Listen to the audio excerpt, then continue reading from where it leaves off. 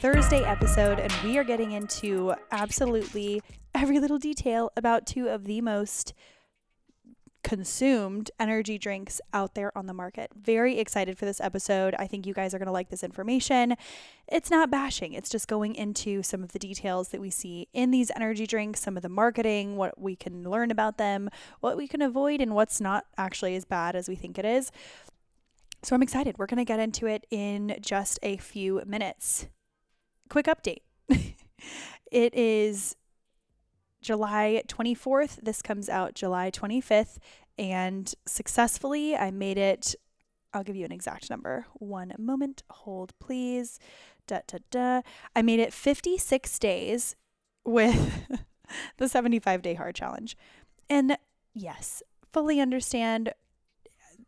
My full intention was not to give up and not to cut it short by like 18 days. However, I went, if you weren't familiar with the 75-day hard challenge, it's 2 workouts, a gallon of water, 10 pages in a personal development book, no alcohol, no cheat meals, and a progress picture. And there's, I made my own slight modifications to make sure that I was able to accomplish it. However, I went on a bachelorette party this past weekend, and although I was not crazy, I'm never the person on the trip to be, wild out late. It's just never been who I am. I just wanted to have a good time. I wasn't about to be that one person there, and I know it wasn't about peer pressure. I was just genuinely so excited to see my girlfriends and celebrate. We had the best time. We were in Key West, and the water was blue. The sun was out. We were laughing. We were smiling. We just had tons of food and coffee and sun and time with each other. It was just great. And I remember this is only a mini tangent. I just remembered, hey, I don't want to take myself so seriously that I can't enjoy this trip. And by letting loose on that and not lowering the bar, but I guess lowering the bar, really not taking myself too seriously with the 75-day hard challenge, I thought to myself, I'm fine. I'll have a drink if I want to. And I did a few drinks a day. I really didn't get crazy. If I give myself that leeway, that subconscious permission where, yeah, you can do what you want. This is what I mean by when you give yourself freedom, you will you end up making better decisions than you usually think. Anywho, didn't really get hungover, just enjoyed some late nights with my girls and some great memories. So anyways, not doing 75-day hard, but still doing my workouts, still staying consistent, and simply just not doing 2 per day or doing a progress picture. Nothing drastic has changed. Okay. Speaking of workouts, we have all seen throughout the fitness world, if you're listening to this podcast, likely you are also following some fitness Instagrams, different influencers, nutrition folks. You're on certain types of algorithm on social media. Maybe you listen to other podcasts talking about wellness, XYZ. And what I wanted to do was observe 2 brands that have been popping up a lot, whether I'm walking around in Target or I'm in the gym, or I just see people waking up early and they gravitate towards this. The 2 brands that we're talking about today are Celcius and Alani. To be very honest with you, I knew about Celcius. I wasn't super familiar with Alani. I had seen several influencers drinking it, and I thought, okay, it's having its moment. But I'm seeing it more and more. It's been a number of months. I think that even if it's not here to stay, it's definitely having a big moment. And I know that the demographic that may be drinking Alani is similar to the demographic that might be drinking Celcius. And before we dive into the caffeine of it all, the ingredients, the marketing, and understanding what it's doing to your body, how can you consume this in a way that's better for your body and not necessarily going to damage your sleep and all of that. I did want to have a couple of not even disclaimers, more so just my thoughts before producing this episode. I want to say flat out, oftentimes I like to believe in the good in people, not some people, because this world is crazy and I'm very, whew. Anyways, I do believe in the good in people for the most part. And I believe that even though paths get dark sometimes and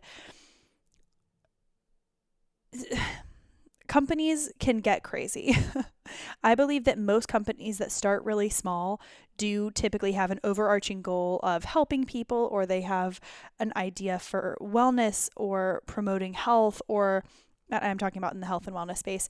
I do believe that for the most time, people have good intentions.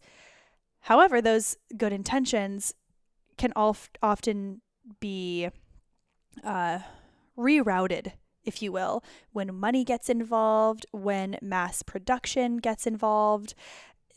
A lot of businesses, not because they want to, are forced to making either cheaper options or using different types of manufacturing that is maybe unhealthy. What I do know is that oftentimes the people who found companies do it for a good reason, and they found a need in the market, they found a gap, and they want to fix a problem, and typically have good intentions. I just also know that sometimes when money and numbers and changing of people who run companies is involved, typically good intentions can get led astray. Now, and it ends up affecting the consumer, meaning you and me. The other note is that I chose these two brands, again, Alani and Celcius, not because I think that you're going to burst into flames if you have these occasionally. I just chose these two because I see them as really big hitters in the industry. And there tends to be an overlap in main ingredients in energy drinks. So I thought, why not just highlight these two products, not because of what they represent, like morally or how they're branding or anything like that, but simply because they are two big hitters and I see people consuming them a lot. So why not go ahead and address some of the bigger ingredients that we might see in other sports drinks and energy drinks. Another, again, what I do know about caffeine, and truly the main reason why I wanted to do this episode. What we know about caffeine is that it's addictive. I mean, I've had 2 cups of coffee this morning. This is not me being a hypocrite. This is just what it is. What we do know about caffeine is that it's addictive, and it can become a habit quite quickly. This is not an episode to villainize or, again, say you'll burst into flames if you consume these once in a while, but anything this good, that tastes this good, with this quick of fast-acting effects, it's likely made to be that way by less than natural methods. All right, let's get into today's episode. When we think about energy drinks, the main appeal of them is the fast-acting caffeine. And oftentimes, with the addiction of caffeine, there is the strong likelihood that we will drink these later in the day than maybe we should in comparison to how late we're going to bed. I'm going to give an analogy for how quickly caffeine can really be processed in the body, because we think, we get that midday pick me up, maybe around 2:00, you're in the office and you're dragging, or maybe you get a coffee with like a matcha with lunch, and you think it's not going to do a whole lot because you go to bed at 9 or 10. You're like, it'll be out of my system by then. Let me break down something called half-life. If you haven't heard of a half-life, it's the idea within caffeine that it's not going to necessarily metabolize and process through your body as quickly as other ingredients may. Okay. Imagine that you have 1 cup of coffee in front of you. The caffeine of that coffee represents the full amount of caffeine that you're initially consuming, right? You would drink that full cup of coffee. The half-life of the caffeine is like the time it takes for half of that coffee to be consumed or disappear. So you're starting with a full cup. That's when you start drinking your coffee. And then every half-life period, it's like you're drinking half of what's left in your cup. So if the half-life of caffeine in your body is about 5 hours, it means that every 5 hours, half of the caffeine currently in your system is metabolized and eliminated. So if you, for instance, if you are consuming coffee, let's say you're drinking 200 milligrams of caffeine, which is the same amount as 2 cups of coffee or the same amount as 1 Alani or 1 Celsius.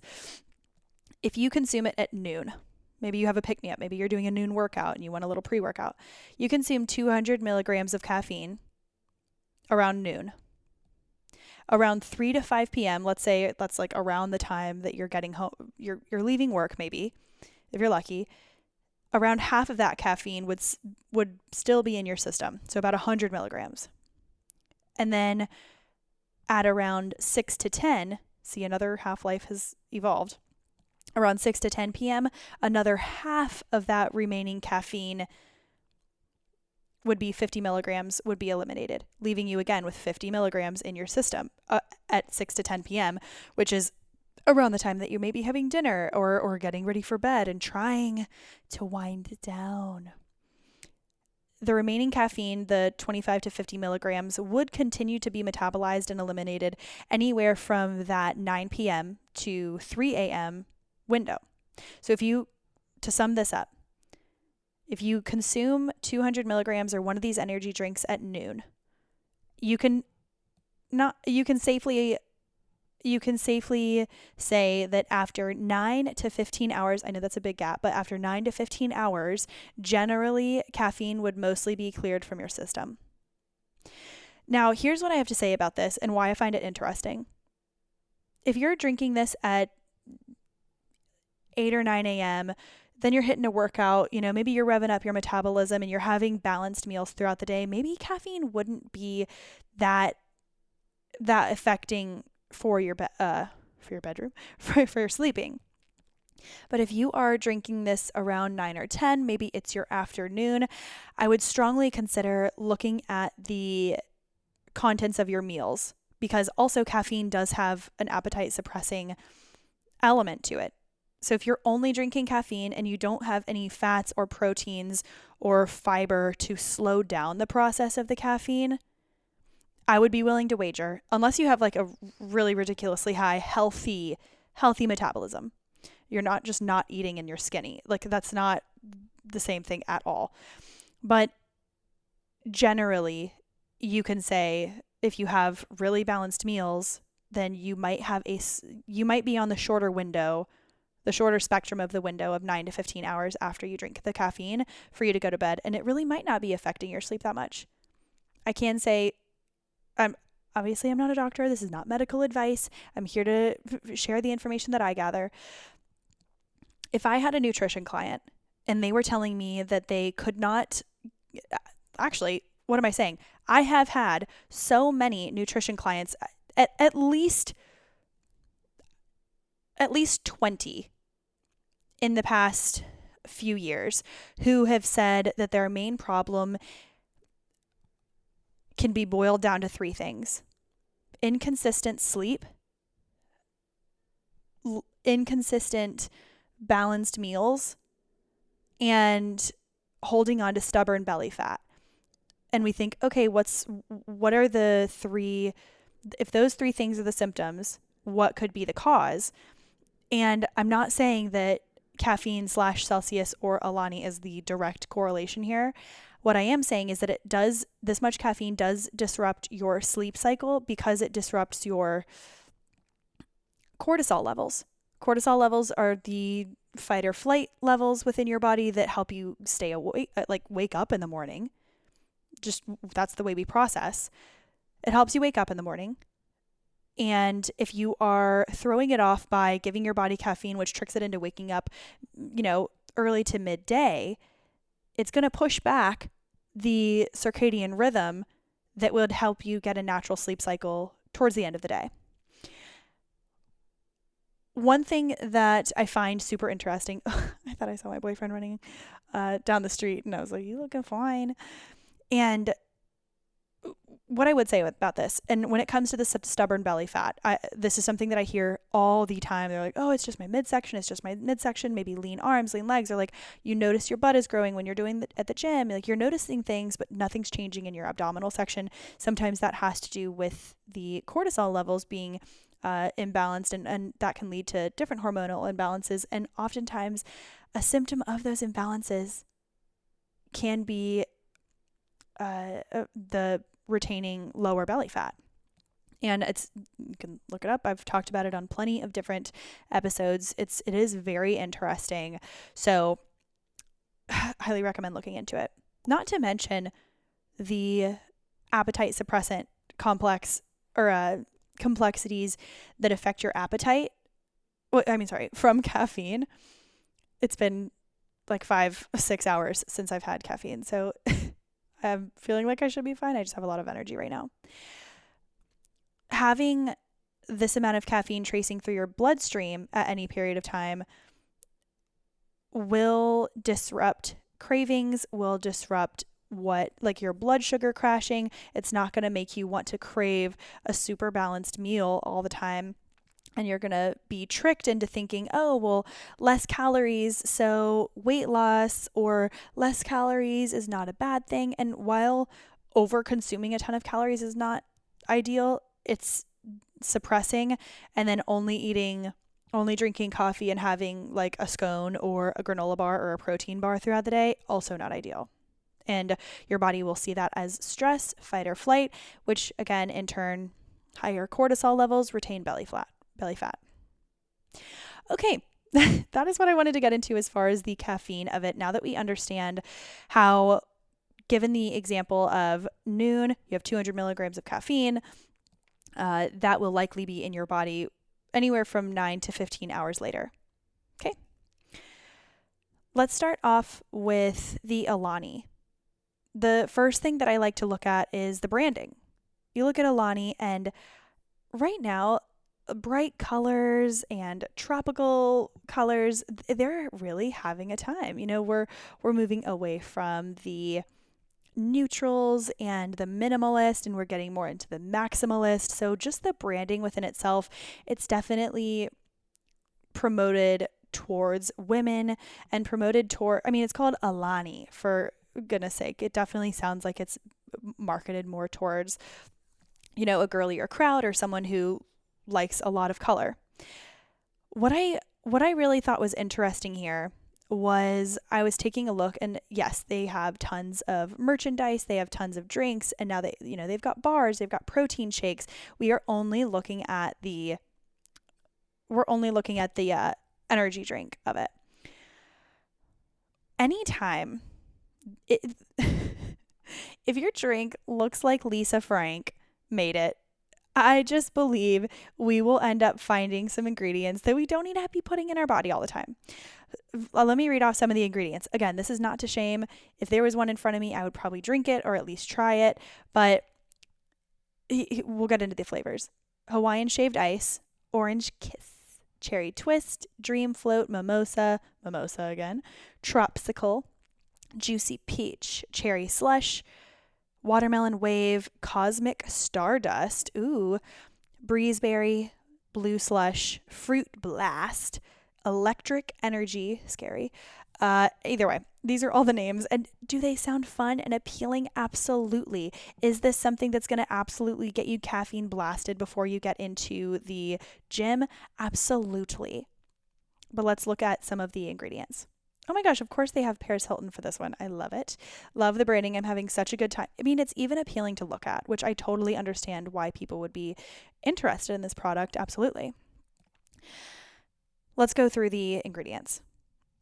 Carbonated water, citric acid, taurine, erythritol, sodium citrate, natural flavors, L-theanine, caffeine, sucralose, aces sulfame, potassium, Panax ginseng root extract, potassium sorbate as a preservative, sodium benzenate as a preservative, L-carnitine, L-tartrate, salt, decalcium pantothenate, which is vitamin B5, guarana seed extract, and then a couple other ones that are long to say. Now, here's what's interesting. It also says below the ingredient list, which you have to scroll down to like the bottom of the page to see. Not recommended for children, people sensitive to caffeine, pregnant women, or women who are nursing. Agree that we know that we have heard pregnant women should not be drinking tons of caffeine throughout the day. Totally get that. I probably wouldn't either. I'm sure I would be absolutely exhausted, but I feel like it's just a general theme with pregnancy. Like, don't give it to pregnant people. Don't drink a ton of caffeine. I'm less thinking about that, more so thinking when there are these types of natural flavors and it doesn't say natural colors in them or artificial colors in here, unless one of these means one of these things is, I'm not sure how they are coloring these drinks. I really don't. It's not like you're looking at them when you're drinking them. You're not typically pouring these into a cup. So they could just be clear. Anyways, I did a little bit of research on some of these ingredients. This week's episode is brought to you by Organifi, my favorite brand you know you love. The greens juice is the way that I start my day every single day. I was just in Key West for a girls' weekend, and let me tell you, I brought 3 packs and had every intention of drinking them every single day. I missed one full day without the greens, and without giving too many details, it was the one day that I did not have a conference call, if that tells you anything. It is not something that has a ton of fiber in it or anything. It is simply a great way to fill in nutritional gaps in the morning. You are getting so many vitamins, minerals, and if you are feeling at all stressed out, or if you feel like your nervous system needs a reset, the adaptogens within the product, within the greens powder, is something you want to absolutely look into. I've trusted the greens powder for the past 4 years. I am still obsessed with Organifi, and I know you will be too. Make sure you use the code HTH for 20% off at checkout. You can go to Organifi.com/HTH and make sure that you are using that code. Not only does it help support the podcast, but it helps you with those pockets. Highly recommend all of their products, but the greens juice is where I would start if you just need a health boost. Thank you so much, Organifi, for sponsoring this episode.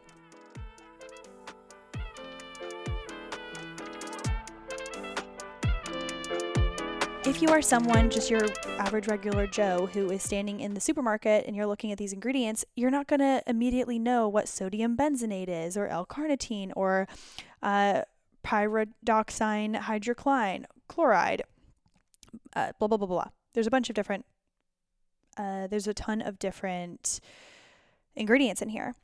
2 that stand out to me are one of the first 4, erythritol. The 5th ingredient, natural flavors. Oh, and then it says vegetable juice for color. I don't buy that for a second. Vegetable juice for color is the most vague thing ever. I would be willing to say that there is one skosh of vegetable association with the coloring, and then they're just using some sort of dye, but since it has any type of relation to any vegetable, they're allowed to say vegetable juice for color. Don't buy it even for a second. Caffeine, sucralose, Panax, ginseng root, potassium sorbate. There's 2 different kinds of preservatives in here, but the 2 that I saw that were really interesting to me were erythritol and sucralose. These are also known as fake sugar. I don't love to see that as the 4th ingredient. I would not be surprised if this caused gastrointestinal issues. So if you are consuming a lot of energy drinks, I would take a look at the different types of sugars that they have in them. So sucralose, it's basically Splenda. Erythritol, it's like Sweet and Low, Splenda, all of these things. If you wouldn't put it in your coffee, don't drink these. All I gotta say is, like, don't drink these drinks, because it's gonna say no sugar, no sugar, no sugar. But what it's gonna do is have this fake sugar in it, 2 different kinds of, and inositol. But it's gonna have this fake sugar in it, and probably more that I just don't know what they're called. And it's going to end up disrupting your hormones. It's going to end up being, your body is going to recognize it as something foreign, but it's going to think that it's sugar. So it's going to try and process it, not be able to. So it's basically just going to be sedentary and there to tear up your gut. Not a fan. Again, there also is some research to show that there are warnings for anytime you're seeing herbal extracts, and in here you see guarana seed extract and ginseng root, and I think those are the only two that I see right now. It's not something that is naturally extracted. It's also, if you're going to extract anything super, super directly and concentrated, red flag for me. Either way, what I see is a ton of caffeine, 3 or more processed or fake sugars, gums, preservatives, natural flavors, and different types of synthetic vitamins. So those are the things that I see whenever it says vitamin B6 in, or B5, B3 in, what are they called? Parentheses. It always makes me think, okay, where are we really getting these from? And also they're so far towards the bottom of the list that they're not medicinal doses. Even if they are, they're likely processed so heavily that you're not going to get the benefits of those B5. Like, these are not supplements. It's really not. So I would just be mindful of shoving your body with a ton of these. Again, the branding is amazing. Everything looks fine and it looks fun and it's like fluffy. It's like the Barbie movie. I mean, there's good intention, but really people are just there for watching a really fluffy, delicious, fun movie that is pretty to watch. Like, that was my experience. Okay, that's Alani. We understand it is made for the flavors and the fact that all it says is natural flavor. And then it says ginseng root, and I think it says one other thing about another flavor, but that's it. So I'm like, you know what? When it says natural flavors, we just have to know, you guys. Natural flavors, that could be 50 plus different ingredients and chemicals and chemicals within that one ingredient. And I'll say that for Celcius as well. Now, so there's the Alani group.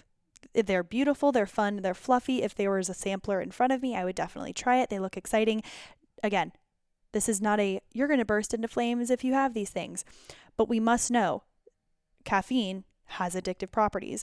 If this is your beverage of choice, understand that your body will run towards this and want it. Be mindful of the way you consume it, because a lot of these preservatives, a lot of these chemicals, when consumed at any type of consistent rate, and on a very, very conservative scale, I would even say like 3 times a week would be too much. And I'm saying that because there's so little nourishment in our vegetables and fruits now and in our soil. There's so much air pollution that our guts literally cannot keep up with cleaning themselves, polluting themselves, or populating themselves with good gut bacteria, that when you flood them with sucralose, erythritol, glucuronolactone, inositol, it's putting gasoline on a fire. Now we know that the next beverage that we're going to chat about is Celcius, and we have all seen Celcius. We've seen the branding. We know it. We love it. And when you compare them side to side, you look at Alani, you look at Celcius, you hold them next to each other, and you think, no way could these have similar ingredients. Like, one is so clean and chic looking. It looks like your boss would be carrying this around wearing a suit and tie, whereas Alani, literally, they have Paris Hilton who is promoting it. So you can imagine one is much more sleek, it's more gender neutral, it's going to be similar fun flavors, but I can picture even a super masculine dude having no problem walking around carrying a Celcius or stocking his fridge with a Celcius. We were walking somewhere the other day and there was a guy who super, super fit. He's actually a weatherman down the street from us. And we saw him walking around with a Celsius. He's like, yeah, usually I'll just drink one of these when I get up at 2:30 in the morning. That is because these ingredients and chemicals are made for such fast acting effects. Now, if you go, because we're going to break down the ingredients, we know that they have 200 milligrams of caffeine. What bothers me so much about this here is the fact that on the website, you go down to ingredients and in giant bold letters, it says ingredients. And all it says is green tea extract, vitamin B, vitamin C, chromium, ginger root, and guarana seed extract. And we think, oh my God, I'm basically taking a multivitamin. Look at us go. These are the healthiest ingredients. Like, how do they do this? What they don't do is a very good job at showing what's actually on the can. And same as Alani, I'm going to go through the main ingredients in Celsius. Carbonated filtered water, taurine, citric acid, caramel color, guarana seed extract, natural flavor, green tea extract, potassium sorbate, caffeine, calcium carbonate, phosphoric acid, absorbic acid, sucralose, glucose, it's the same one as the other one. I told you there'd be overlapping ingredients. So if they're in these, they're definitely in others. Gluconolactone, ginger root extract, calcium pantholate, niacinamide, pyroxyhydroxychlorine. I'm sure I'm butchering that. Chromium, chelate, biotin, and something that is so small and to the side that I literally can't see what it says, and they have no other place on the website for it. Interesting, shocking. There's two things that I wanted to highlight in this specific brand. I fully understand that the marketing is completely different.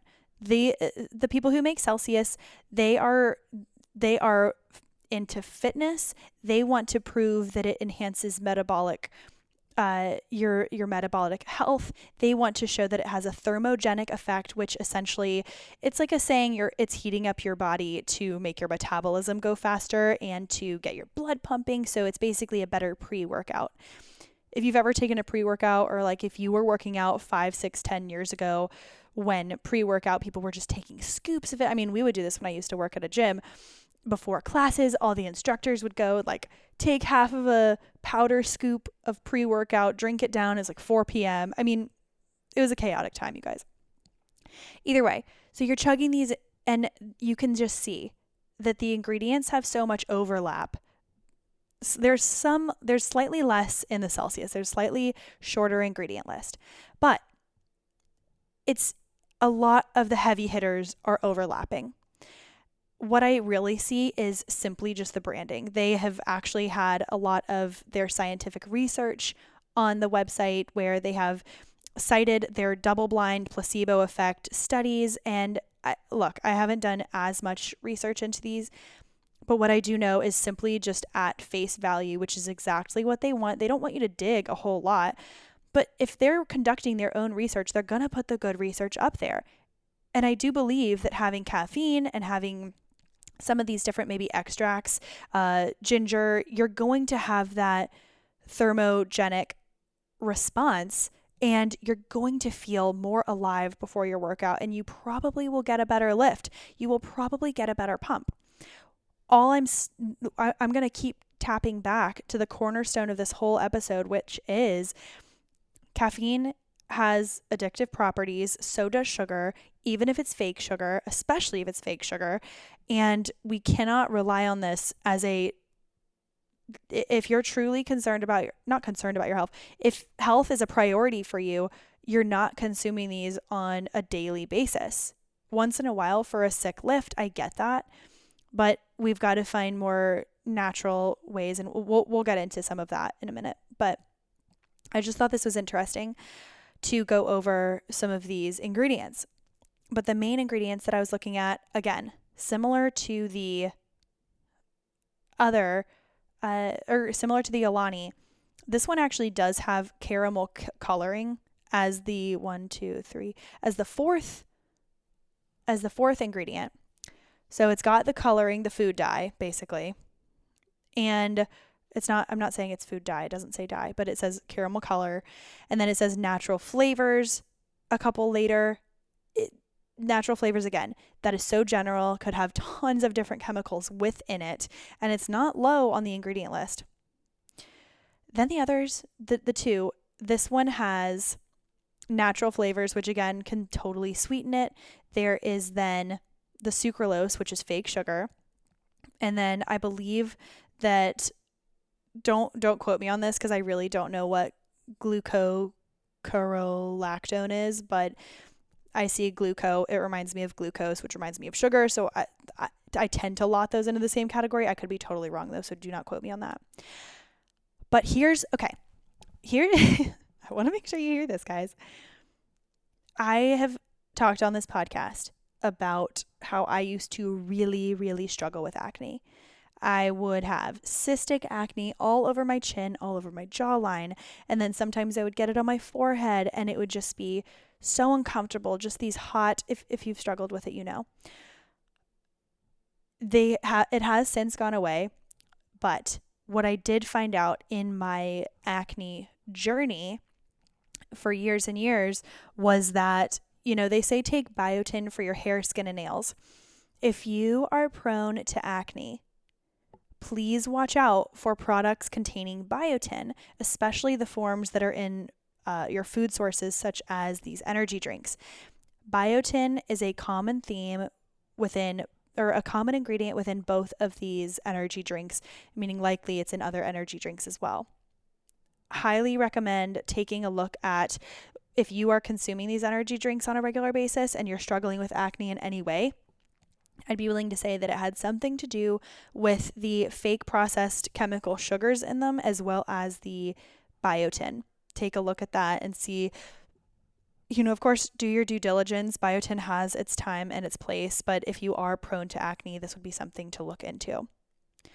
Overall, what I see is a total shift in branding, marketing. Celcius it looks like it's marketing towards, you know, athletes who are really thinking and tracking their macros, and they're focusing on their lifts and their PRs and their thermogenic effect and fat burning. They get their cardio in, you know, like 75 forward, you know.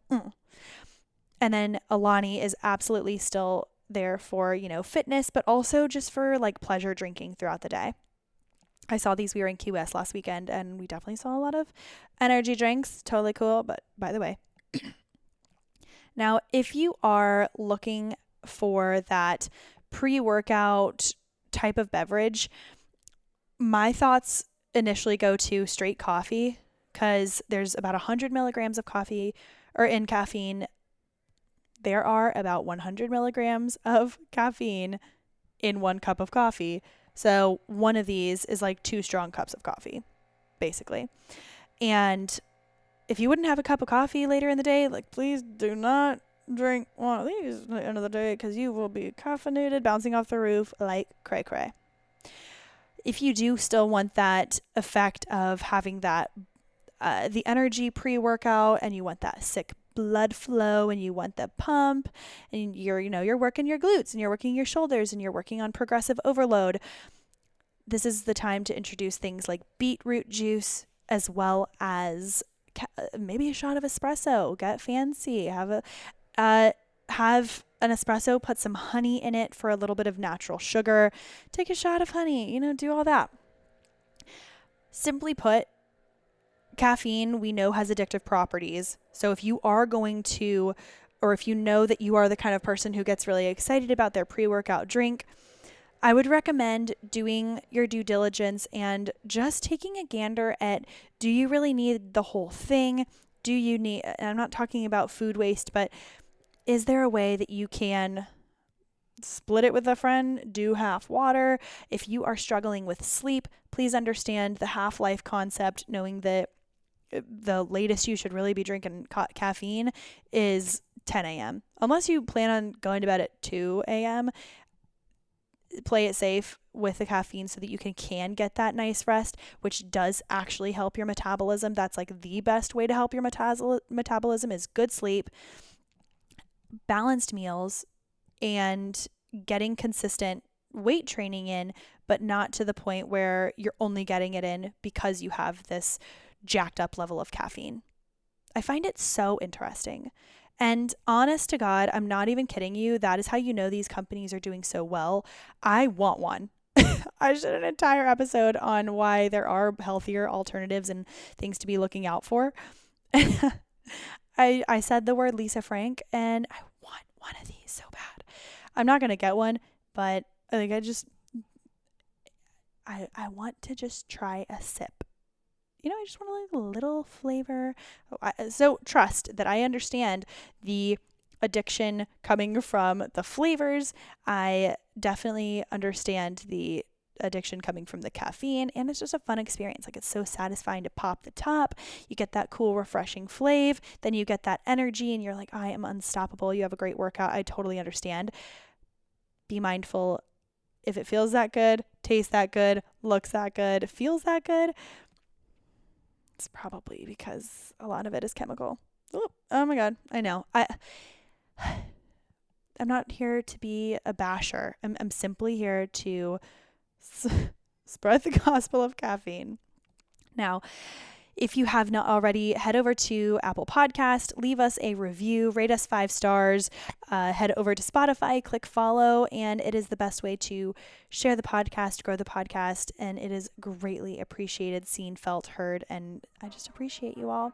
Thank you so much for listening, and without further ado, we will talk to you next week.